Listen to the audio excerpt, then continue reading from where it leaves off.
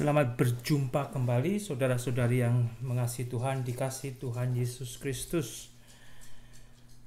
Puji kepada Tuhan, kita diberikan hari yang baru. Saya juga akan melanjutkan dari Galatia pasal yang keempat.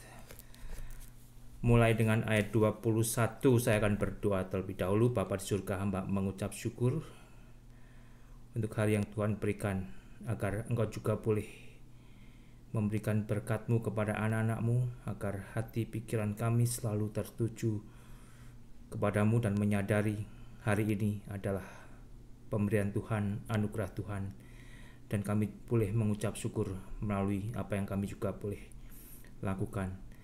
Saat ini hamba juga akan membaca firman-Mu. Jika ada yang menyimak juga, berikan berkat surgawi-Mu. Ampuni untuk segala dosa-dosa kami Bapa, terpujilah nama-Mu Tuhan Yesus. Amin. Galatia pasal yang keempat, saudara, saya akan melanjutkan dari ayat yang ke-21. Demikian bunyinya. Katakanlah kepadaku, hai kamu yang mau hidup di bawah hukum Taurat. Tidakkah kamu mendengarkan hukum Taurat?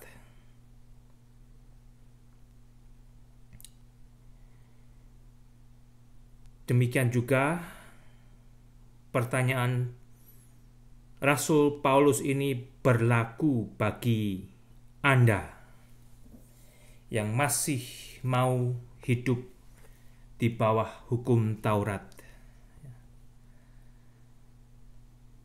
Tahukah sebenarnya Anda isi hukum Taurat itu? Sehingga mengapa Anda hidup dengan mentaati hukum Taurat, artinya mencari kebenaran Allah dengan melakukan hukum Taurat. Pada dasarnya, saudara, di permukaan bumi ini hanya ada dua macam agama. Hanya ada dua macam agama. Dari berbagai banyak macam agama dan kepercayaan sebenarnya hanya dibagi menjadi dua. Yang pertama, agama berdasarkan perbuatan atau usaha manusia. Manusia berusaha untuk bisa mencapai surga. Yang satunya lagi berdasarkan janji kasih karunia, yaitu dari surga datang ke dunia dan dibawa ke surga melalui janji kasih karunia. Kembali di sini Rasul Paulus bertanya kepada jemaat di Galatia, katakanlah kepadaku, hai kamu yang mau hidup di bawah hukum Taurat, tidakkah kamu mendengarkan hukum Taurat? Tidakkah kamu sebenarnya tahu isi hukum Taurat? Untuk apa hukum Taurat itu sudah diberikan Allah kepada manusia melalui Musa? Agar manusia bertemu dengan dosanya dan diselamatkan oleh imannya kepada janji yang sudah Allah berikan melalui Abraham. Jikalau melalui keturunan Abraham, seluruh bumi akan mendapat berkat. Tetapi kamu yang mau hidup di bawah hukum Taurat, mengurung dirimu sendiri untuk bisa diselamatkan oleh Allah. Kamu mengutuk dirimu sendiri, karena kamu tidak akan bisa dibenarkan oleh Allah dengan perbuatanmu. Kemudian di ayat 22, Paulus berbicara tentang Abraham dan kedua anak Abraham.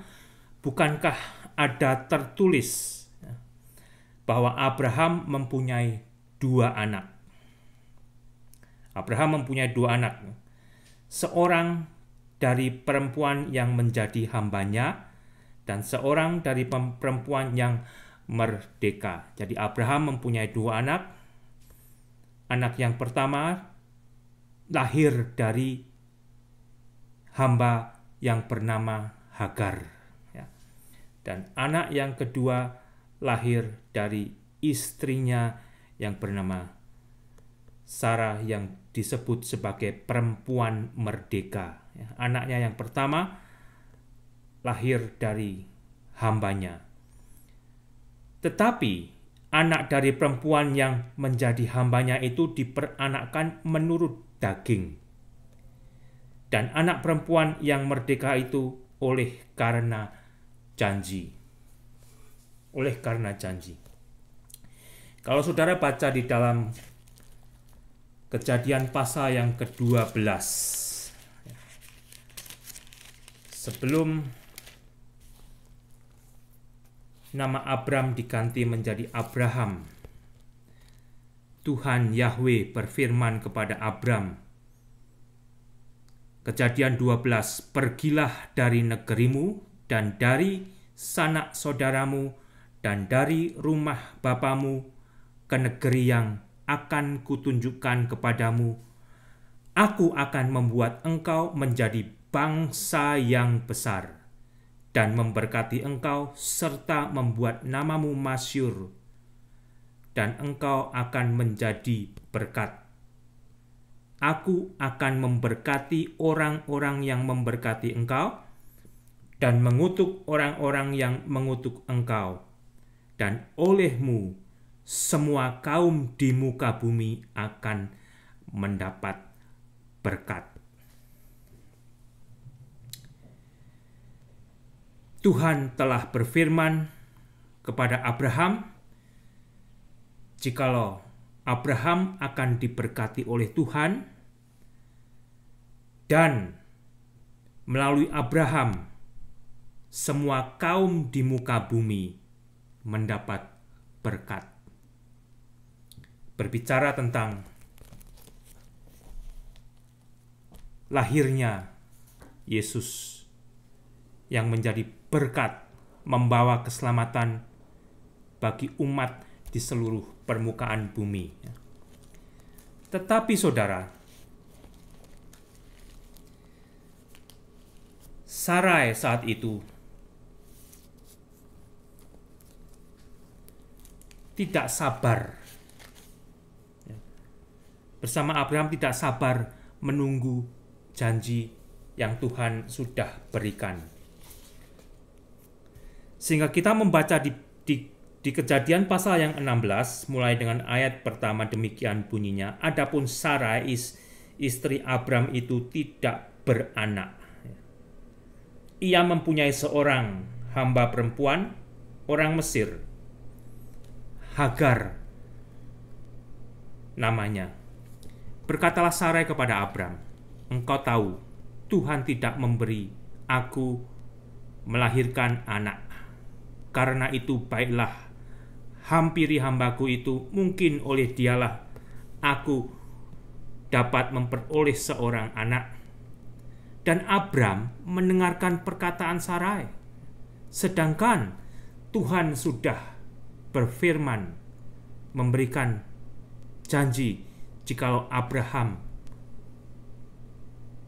akan memiliki keturunan yang begitu banyak. Jadi Sarai, istri Abram itu mengambil Hagar hambanya orang Mesir itu, yakni ketika Abram telah 10 tahun tinggal di tanah Kanaan, lalu memberikannya kepada Abram, suaminya, untuk menjadi istrinya. Abram menghampiri Hagar, lalu mengandunglah perempuan itu. Ketika Hagar tahu bahwa ia mengandung, maka ia memandang rendah akan nyonyanya itu. Setelah Hagar, hamba Sarai, diberikan kepada Abraham, suami Sarai, dan Hagar mengandung,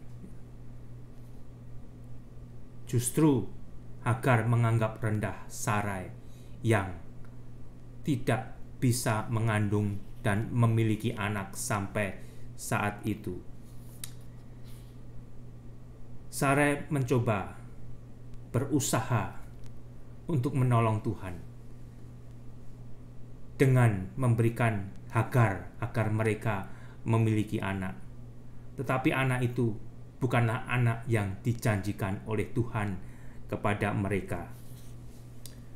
Alkitab mencatat kesalahan Abram dan Sarai saat itu,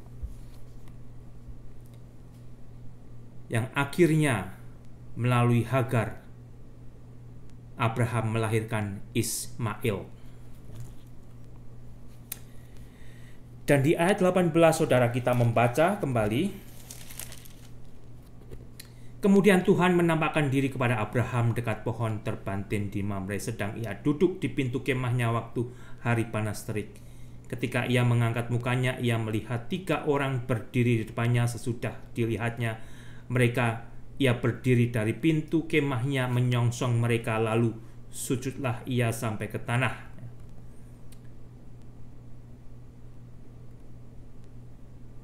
Terus ayat ke-6 saya baca, lalu Abraham segera pergi ke kemah mendapatkan Sarah serta berkata, segeralah ambil 3 sukat tepung yang terbaik, remaslah itu dan buatlah roti bundar. Lalu berlarilah Abraham kepada lembu sapinya yang mengambil seekor anak lembu dan yang empuk dan baik dagingnya dan memberikannya kepada seorang bujangnya, lalu ia segera mengolahnya. Di ayat ke-9, lalu kata mereka kepadanya, di manakah Sarah istrimu? Jawab Abraham kepada Tuhan yang menampakkan diri kepadanya di saat itu, di sana, di dalam kemah. Dan firman-Nya, dan Tuhan berfirman kepada Abraham, sesungguhnya aku akan kembali tahun depan mendapatkan engkau, pada waktu itulah Sarah istrimu akan mempunyai seorang anak laki-laki. Dan Sarah mendengarkan pada pintu kemah yang di belakangnya. Adapun Abraham dan Sarah telah tua dan lanjut umurnya, dan Sarah telah mati haid. Mereka tidak sabar untuk menunggu janji yang Tuhan sudah berikan kepada Abraham. Sedangkan anak yang oleh Tuhan disebut anak Abraham adalah anak yang diberikan oleh Tuhan melalui janji yang akan dilahirkan melalui istri Abraham sendiri, bukan budaknya, istrinya sendiri, yaitu Sarai. Itulah anak yang dijanjikan oleh Tuhan yang akan menjadi berkat bagi seluruh permukaan bumi, yaitu Yesus Kristus. Di ayat 2, di pasal 21, saya akan masih membaca dari Kejadian pasal 21. Tuhan memperhatikan Sarah seperti yang difirmankannya, dan Tuhan melakukan kepada Sarah seperti yang dijanjikannya. Maka mengandunglah Sarah, lalu ia melahirkan seorang anak laki-laki bagi Abraham dalam masa tuanya, pada waktu yang telah ditetapkan sesuai dengan firman Allah kepadanya. Janji Allah kepada Abraham ditepati. Tidak ada yang mustahil bagi Tuhan. Meskipun usia Abraham dan Sarah telah lanjut, mereka telah melewati masa di mana Sarah bisa mengandung dan melahirkan. Kalau Anda menerima janji Tuhan untuk bisa diselamatkan oleh Tuhan di dalam kasih karunia Allah melalui Yesus Kristus, itu adalah sesuatu anugerah yang seharusnya Anda syukuri, yang Anda terima, yang Anda hargai. Karena dengan usaha Anda sendiri, dengan usaha manusia, Anda akan memperbudak diri Anda sendiri untuk bisa naik ke surga. Sedangkan dengan memperbudak diri sendiri untuk bisa membayar upah untuk masuk ke surga, segala upah yang Anda dapatkan dengan perbuatan Anda tidak akan pernah cukup untuk membayar tiket untuk bisa membuka pintu sorga. Tetapi kalau Anda mau menerima janji yang Allah sudah berikan kepada Abraham, disitulah Anda diberikan jalan untuk dibenarkan Allah dan diberi kehidupan kekal. Demikian juga kembali yang dihitung sebagai keturunan Abraham, bukan anak Abraham yang dilahirkan dari budaknya Hagar, tetapi anak Abraham yang dilahirkan dari janji Tuhan melalui Sarah istrinya. Sehingga kembali saudara, ada dua macam agama di dunia ini. Satu, agama menurut usaha manusia, pekerjaan manusia, dan satunya lagi adalah agama yang berdasarkan janji kasih karunia. Dan saya akan lanjutkan di ayat 22. Bukankah ada tertulis bahwa Abraham mempunyai dua anak, seorang dari perempuan yang menjadi hambanya dan seorang dari perempuan yang merdeka, tetapi anak dari perempuan yang menjadi hambanya itu diperanakkan menurut daging, dan anak perempuan yang merdeka itu oleh karena janji. Ishak yang menjadi anak Abraham dan Sarah adalah anak yang berdasarkan janji Tuhan. Dialah yang lahir dari janji Tuhan, yang disebut sebagai kelahiran dari perempuan yang merdeka, bukan dari budak. Ini adalah suatu kiasan, sebab kedua perempuan itu adalah dua ketentuan Allah. Yang satu berasal dari Gunung Sinai, dari Mesir, dan melahirkan anak-anak perhambaan. Itulah Hagar. Keturunan Hagar disebut anak-anak perhambaan. Hagar yang melahirkan Ismail. Hagar ialah Gunung Sinai di tanah Arab, dan ia sama dengan Yerusalem yang sekarang, karena ia hidup dalam perhambaan dengan anak-anaknya.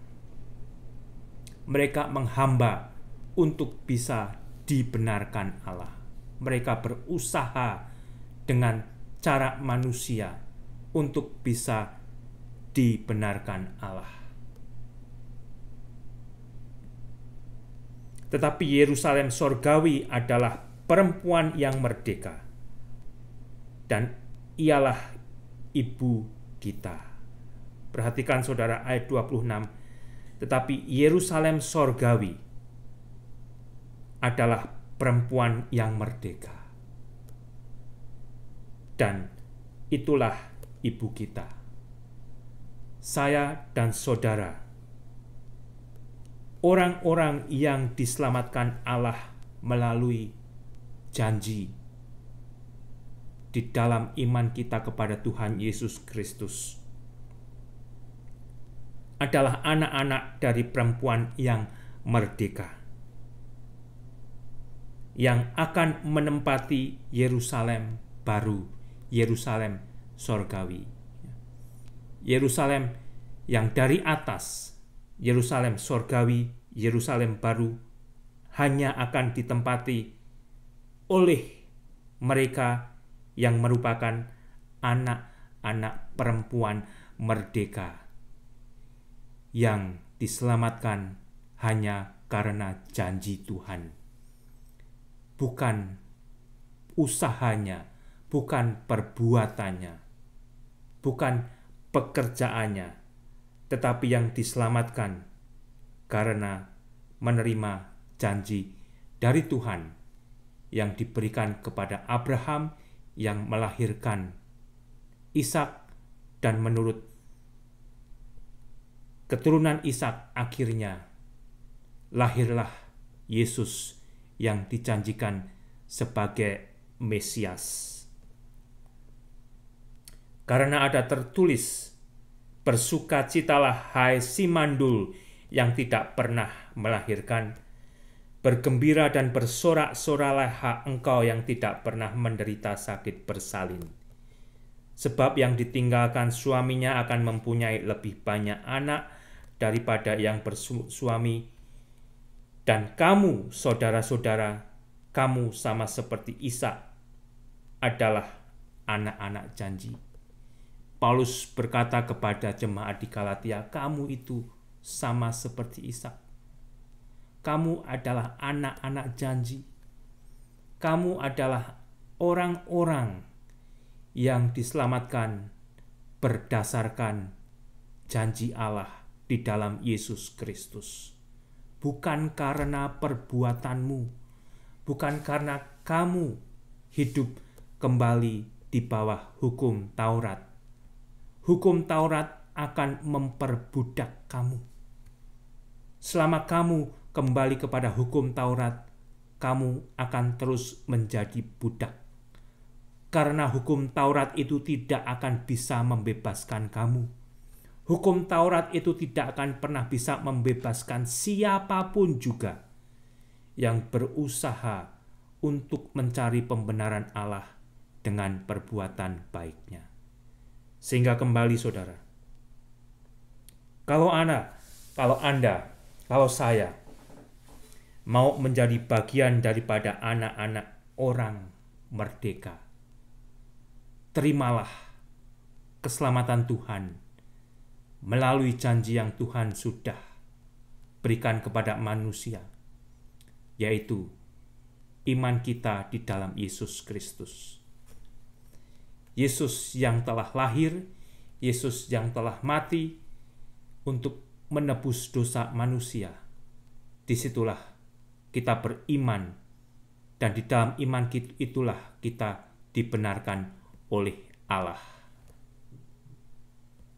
Dengan percaya kepada Yesus Kristus, kita mengalami kelahiran baru. Dan kita menjadi bagian daripada keluarga kerajaan Allah yang akan mewarisi warisan yang Tuhan sudah janjikan untuk tinggal di dalam Yerusalem yang baru pada saatnya nanti. Tetapi apa kata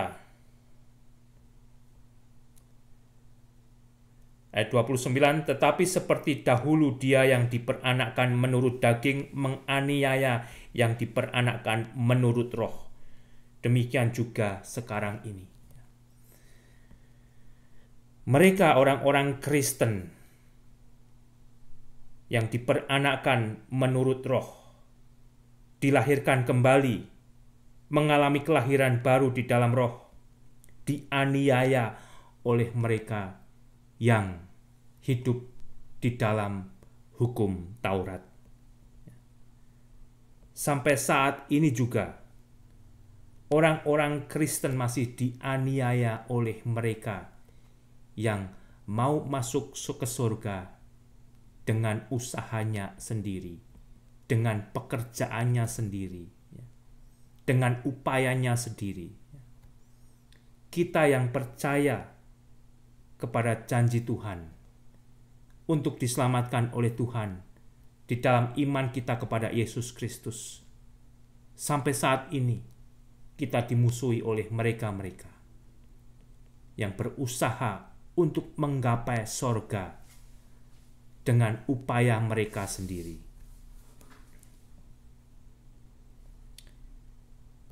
Tetapi apa kata nas kitab suci? Usirlah hamba perempuan itu beserta anaknya, sebab anak hamba perempuan itu tidak akan menjadi ahli waris bersama-sama dengan anak-anak perempuan merdeka. Kalau Anda mau menjadi ahli waris yang sudah dijanjikan oleh Allah, Anda bisa menerimanya di dalam Yesus Kristus. Lain halnya dengan Anda yang mau hidup sebagai budak, memperbudak dengan berusaha menggapai sorga untuk hidup di bawah hukum Taurat. untuk hidup mencari pembenaran Allah dengan usaha Anda sendiri, Anda tidak akan pernah bisa dimerdekakan karena dosa Anda. Dosa Anda itu yang akan menjadi masalah, sehingga pada akhirnya Anda tidak akan bisa menerima janji keselamatan. Karena itu, saudara-saudara, kita bukanlah anak-anak hamba perempuan, melainkan anak-anak perempuan merdeka. Orang Kristen diibaratkan adalah anak-anak perempuan merdeka yang menerima kasih karunia keselamatan di dalam janji Allah sendiri yang telah memberikan Yesus Kristus yang sudah menebus dosa manusia. Sehingga kembali saudara, itulah Injil. Injil Allah yang menyelamatkan manusia hanya ada satu. Keselamatan di dalam iman kita kepada Yesus Kristus.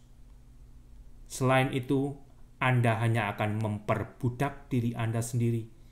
Anda akan diperbudak oleh pemimpin agama Anda.